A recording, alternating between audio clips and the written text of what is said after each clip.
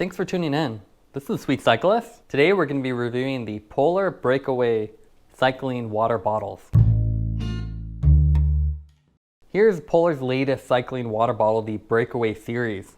Polar is a company that's been around and making cycling bottles since about 1994.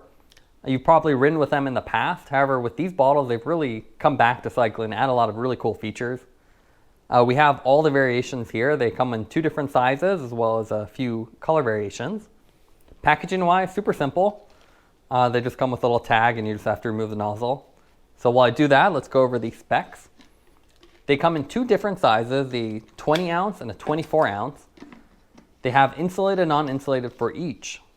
Here is the insulated 20 ounce. This retails for $10.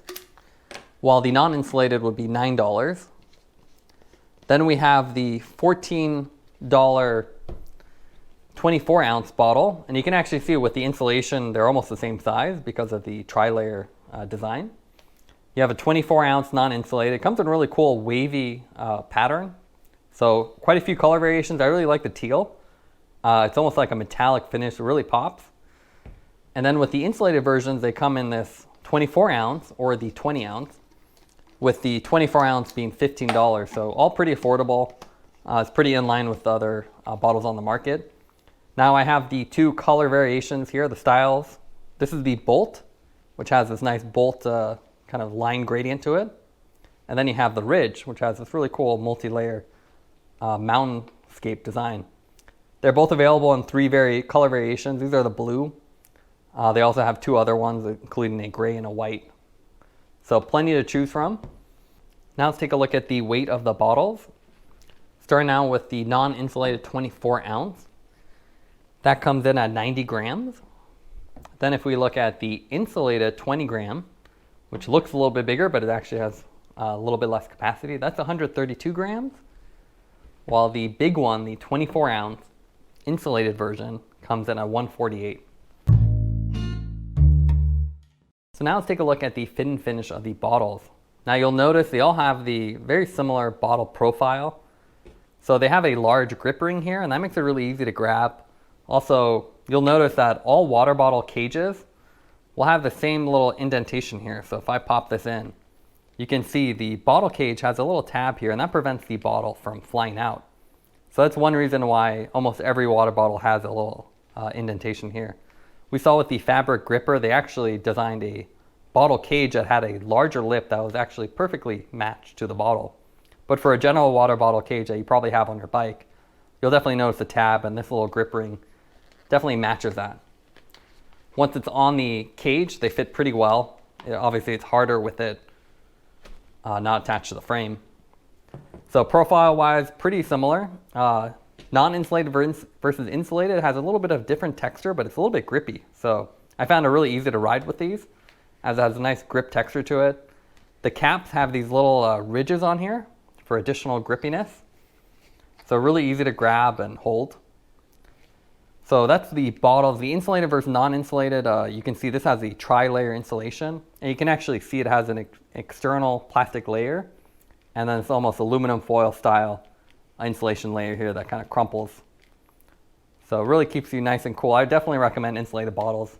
Even if you're riding in winter, it's nice to have a bottle temperature not change. So the biggest thing with these bottles is the surge cap. And they're really easy to clean, and they kind of combine two of my favorite features. So they're easy to clean. So you pop it out and you can see you have full access to this. So I can clean the underside. I can clean the back, really simple. But you also still get a really nice membrane style valve. So this has little slits on the inside, and when you apply pressure, they will open up. So this is what you have in the CamelBak, and this means it's non-slip, so non-leaking. If I hold it upside down, the water won't leak through until I apply a little bit of pressure. But what's really cool about this is it's so simple. So you can actually see here, as I put a little pressure to it, that opens up. So a nice little easy membrane. However, this is really easy to clean, unlike the CamelBak, which one subscriber actually commented was over-engineered. This only has two pieces, so really easy to clean. You can get access to everything. My only kind of complaint here is the nozzle head here. This is where you actually grip on is really pretty stiff, so it's not very forgiving. That's only one drawback. Now taking it on and off is really simple. You just align the little tab in here, and that's it. So the tabs will hold it in place.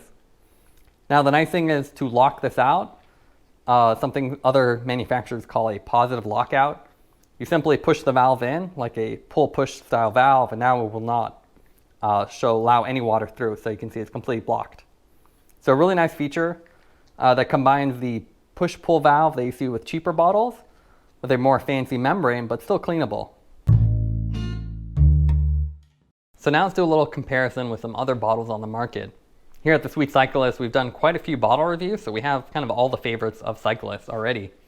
If we compare the non-insulated version, this is the 24 ounce, so bigger capacity than the other ones. You can see if I compare it to an Elite Jet, quite similar. Like I said, they all have the same kind of grip ring here, slightly different place, same diameter, but the same kind of location to make sure it sits in the bottle cage well. They're both pretty squeezable. The Elites are always the most squeezable bottle I've experienced, but these are pretty good. I think they're about between the CamelBak and the Elite. Now the big difference is profile-wise almost identical. The Elite's a little more flat and straight, giving it a little more modern look. Graphics are more subtle too, while the Polar is more in your face, especially in the teal. But again, they have white, gray, and a darker blue that's not quite in your face. Again, the biggest difference, the cap. So with the Elite, you get a simple push-pull valve. So no membrane, so if this is open and I hold it upside down, water will leak through. Whereas the surge cap on the Polar actually has a push-pull, but the membrane as well. So really nice combination of features. Now if we compare that to the Elite Fly, this is also their super light bottle. So this is much lighter than this, but you can see less robust, so it shows more scars. The Polar here is also showing some scars already, even with light handling, but I think it'd be more robust than the Flies, which are super light. Again, almost identical. The Fly and the Jet have almost the same push-pull valve, so simpler, easier. However, I think the surge valve makes it cleanable, but a better bottle.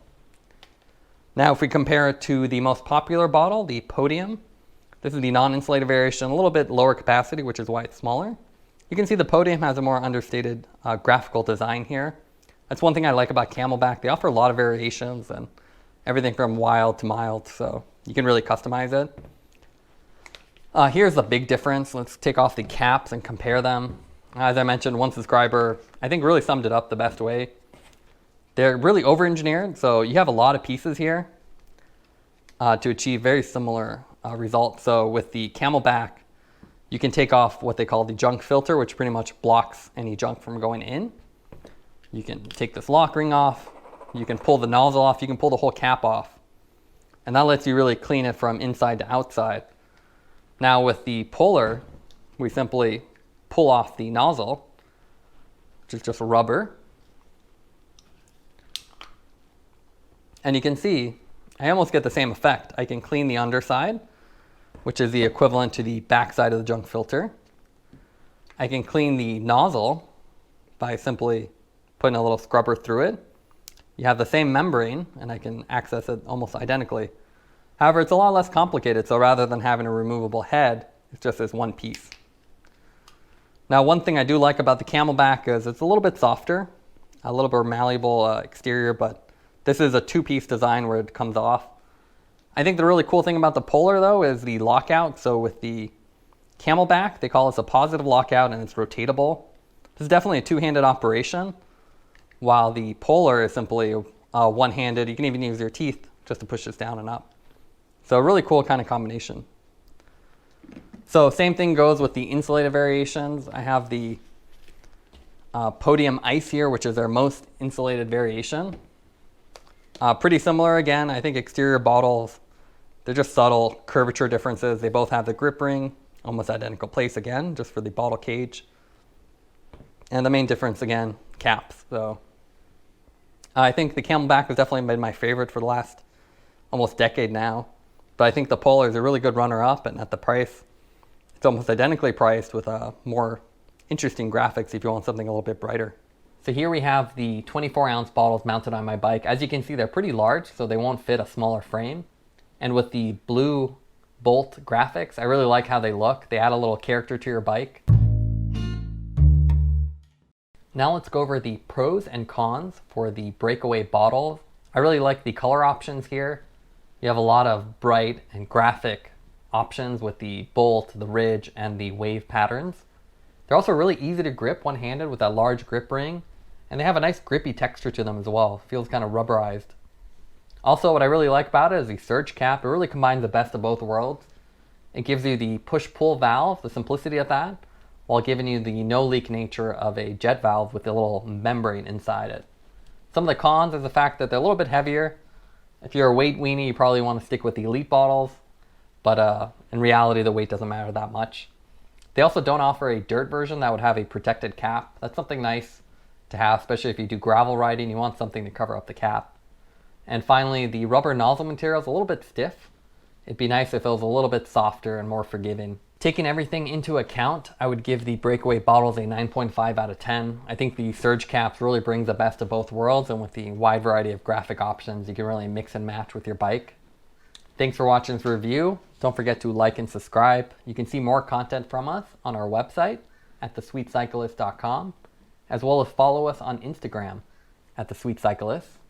This is The Sweet Cyclist reminding you to enjoy the ride.